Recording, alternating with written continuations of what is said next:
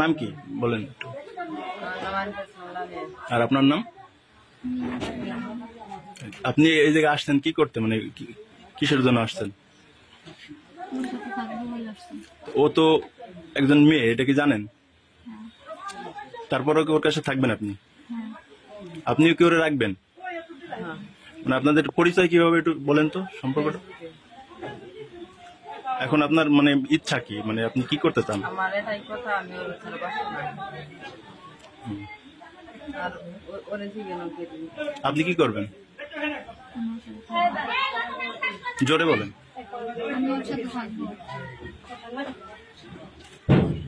আপনার বাসা কোথায়? কোন থানা? ফরিদপুর জেলা। আপনার গার্জিয়ান আসছে? তারা কি বলছে? জি,